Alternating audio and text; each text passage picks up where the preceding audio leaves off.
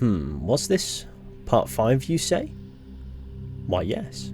As this series has already proven, the Mass Effect trilogy is absolutely slackered with secrets, and in today's video we have even more. I made a couple of videos on Mass Effect Andromeda since my last one, so instead of tearing my face off, I felt like going back to comfort felt like a really good idea, so here I am bouncing around in the Mako uncontrollably. If you're watching this part 5, you probably know the drill by now. This is a series in which we explore the secrets of games, naturally, be that lore secrets or Easter eggs or whatever.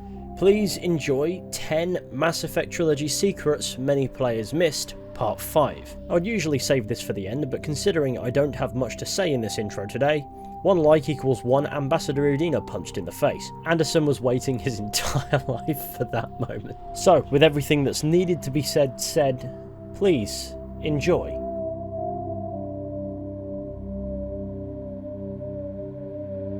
Secret number 1 for today's video brings us to the Citadel in Mass Effect 1. Whilst exploring the wards, we may find a casino named Flux. When up 2 flights of stairs and inside, you need to head up another flight of stairs because this is where the crippling gambling addiction happens. You can find machines dealing in low to medium and high stakes quasar, but one of the machines seems a little off. Next to the Keeper in the corner of the room is the suspicious gambling machine. Examining it will update our journal and trigger this squad commentary. I think somebody rigged this machine to funnel credits through the system. Trace a signal. It appears as if somebody has rigged the machine to funnel credits, i.e. someone's being a very naughty boy.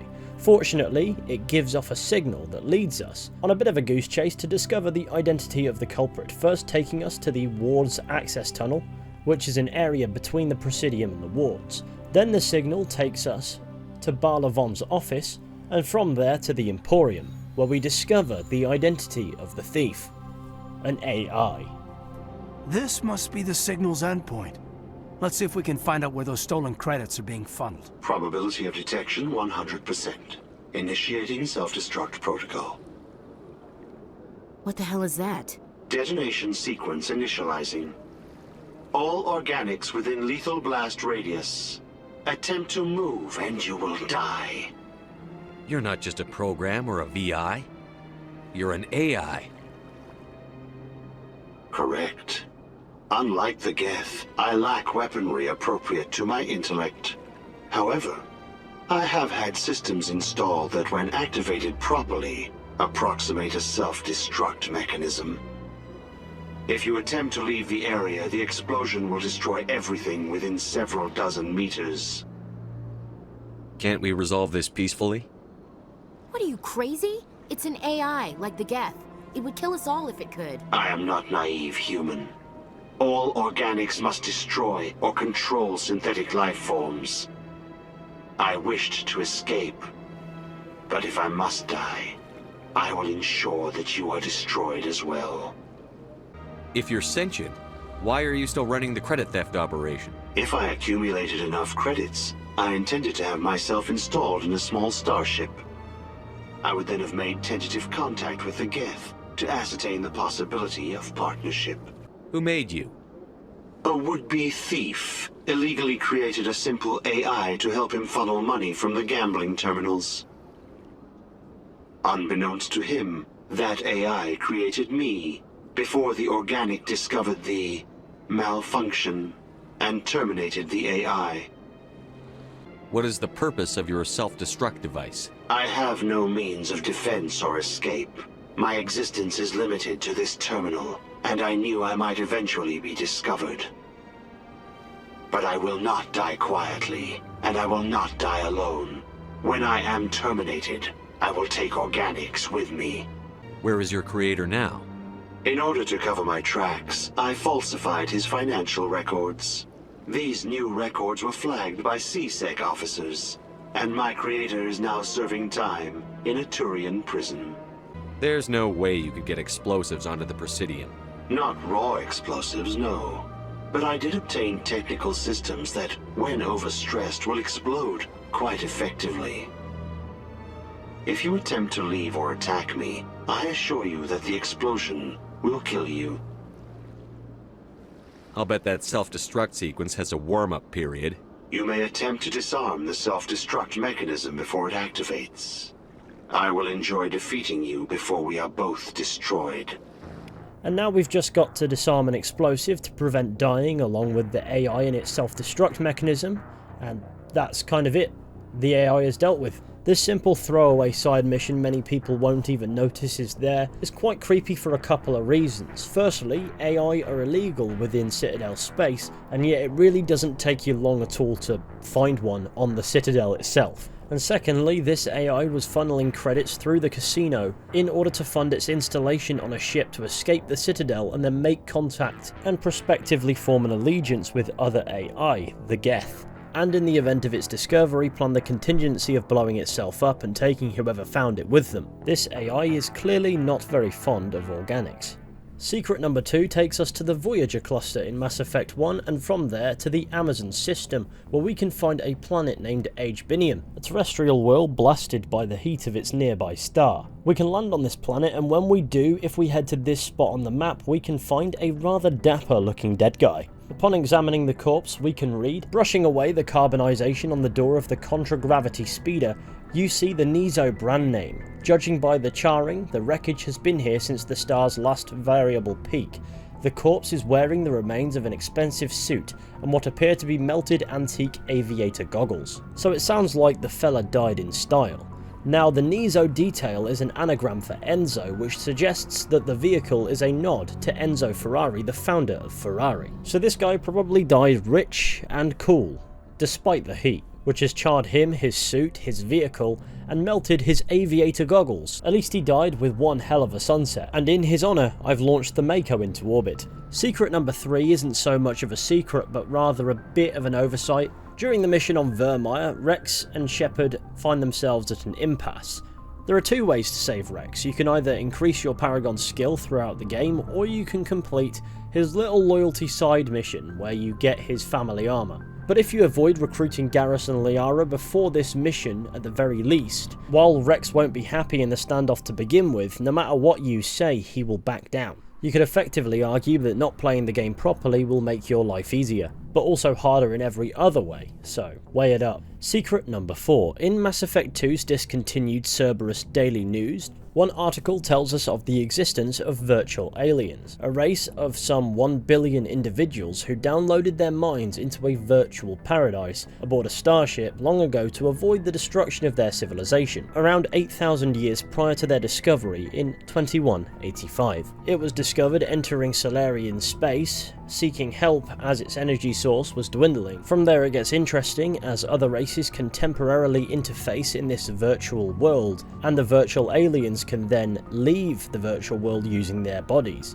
and many did that swap permanently. So in Mass Effect 2 onwards, the consciousness of virtual aliens may be present in regular species without us knowing. Secret number 5 is about another species that we never see, the Raloi. According to the Cerberus Daily News again, in 2185 the Citadel Council formally welcomed the Raloi to the galactic community after they'd made first contact with the Asari in 2184. They're an avian species originating from the planet Terves, and what's known about them besides is they possess feathers, and due to an outbreak of alien flu virus amongst the Raloi during the ceremonies held to welcome them into this galactic society, they had to wear environmental suits whilst in contact with other alien races. Now, during the events of Mass Effect 3 in 2186, the Raloi delegation withdrew from the Citadel, unwilling and unable to fight the Reapers, isolating themselves on Terves and destroying any satellites and observation equipment in orbit around their world, in hopes that the Reapers would see them as pre-space flight and spare them, because of course the Reapers would fall for that. Considering how vast the galaxy is, it makes sense that there will be spaceflight races we haven't met, so it's a nice little bit of background world building. For secret number 6, in the Crescent Nebula in Mass Effect 2 we can visit the Zelene system, where we can find a planet named Helyme, a post-garden world that once enjoyed an Earth-like oxygen-nitrogen atmosphere. It is still blessed with plentiful water, and is thought to be the original homeworld of the Arthan, a spacefaring species that disappeared approximately 300,000 years ago, Precisely what happened to Helyme is still under debate, and it appears a global extinction occurred, wiping out all native animal life forms more complex than zooplankton. Plant forms were not affected, but the lack of oxygen-breathing life caused oxygenation of the atmosphere. Plant life was reduced after lightning storms ignited global wildfires. The leading theory for Helyme's devastation is an out-of-control biological weapon. For this reason, landing is strictly prohibited. The corporations of Ilium have in place a network of quarantine satellites to dissuade would-be looters from landing in the crumbling cities. But of course, since there's an anomaly detected on the surface of the planet, we can land. And while that mission isn't quite relevant, we can certainly experience a bit of what Helyme has to offer, and stand on the planet where the Arthur lived some 300,000 years ago. Secret number 7 brings us to the Normandy wreckage, where we can find some interesting information about Navigator Charles Presley, who died at the beginning of Mass Effect 2. For context, in Mass Effect 1, Presley openly expressed his distrust of aliens. Amongst the wreckage of the SSV Normandy, we can find a datapad that appears to have functioned as his personal journal. It has 3 corrupted entries in which we can see his opinions go from open distrust to wondering how he ever felt like that, and expressing that he would die for any member of the crew no matter which planet they were born on, proving that Presley warmed up to the aliens aboard the Normandy in Mass Effect 1, but sadly before he could act upon his change of heart, he went down with the original Normandy, and it's never brought up again. Sin a bit, Presley. Secret number 8. At the refugee camp aboard the Citadel in Mass Effect 3, we can find a Commander Shepard VI. Always nice to see you. Hey again. Anyone ever tell you you're one hell of a looker, soldier? Don't be a stranger. I don't really sound like that, do I? Extranet says you're Alliance military. Take care of yourself out there, officer. There's nothing this galaxy can't beat if we all work together. Except the Reapers. Ever see the size of one of those things? My personality matrix can predict what the real Commander Shepard would say with 7% accuracy. I come pre-installed with a flight sim of the SSV Normandy. Got any pets? You look like a Varen person. That's kind of it, but it's built off the back of a joke in Mass Effect 2, in which Bailey discloses to Shepard that there is an illegal Shepard VI during Thane Krios' loyalty mission. And of course, Shepard gets mocked for that one. What sort of trouble has Mouse been getting himself into? Odd jobs for shifty people. Ducked rats take whatever is available to get by. Data running, fencing stolen goods, selling illegal VI personalities. Actually, he was selling one of you. Me? Yeah, when you erased a file, it would say, I delete data like you on the way to real errors. That's pretty extreme, Commander. Laugh it up, Garrus. Buggy, though. It crashed every half hour. The error message was about how the galaxy was at stake and you should fix the problem yourself. I've heard enough. Secret number 9. We're all familiar with Francis Kitt's Elcor Hamlet. Did you know that in Silver Sun Strip you can meet him in Mass Effect 3? I mean, you probably did. The comments are the ones who told me about it. You can find him conversing with an admirer discussing his upcoming project, Krogan Macbeth. So can we expect more Elcor Shakespeare from you? Actually, I'm mounting a production of Macbeth with a new Krogan talent as the lead. He brings a raw brutality to the stage that emphasizes the ruthless actions of his character. Sounds like inspired casting. I like to think I have an eye for talent. The real difficulty, of course, will be getting the Pyjack to perform. Pyjack? I don't recall there being Pyjacks in Macbeth. Unless they lived in Burnham Wood. Did Pyjacks come to Dunsany? I added the Pyjack in. He will view events with an animal innocence, uncorrupted by ambition. I can't believe no one's thought of that before. It's brilliant. How did you get your lead actor to work with a live Pyjack? Oh, he came around once I explained the Pyjack's importance to the production. They'll work marvelously together. Once the Pyjack stops scaling the set pieces and making nests out of the props. Oh my. Not to worry, productions always appear disastrous until just before the curtain rises. Oh, of course. It's going to be an amazing show. I blood, I've got a good feeling about this one. Well, at least it sounds more interesting than Elcor Hamlet. Secret number 10. Blasto. You may see posters for Blasto 6 Partners in Crime on the Citadel. However, in the Citadel DLC, you can meet with Javik, who's been asked to participate in a vid to help boost war morale. However, it turns out to be the set for Blasto 7. Commander Shepard, I didn't realize you were coming too. Perfect timing, perfect timing. You can play yourself. Attention, the Prothean is on set. Someone tell the stunt double he's been demoted. We have the real Shepard now. All right, places everyone. Quickly, quickly. Cue the backdrop. Roll cameras. And action. Commander Shepard, thank you for coming. The urgent hour of doom, which we all urgently face, draws near. Urgently so. But there is hope. The Council understands you recently found a Prothean in a refrigerator and defrosted him.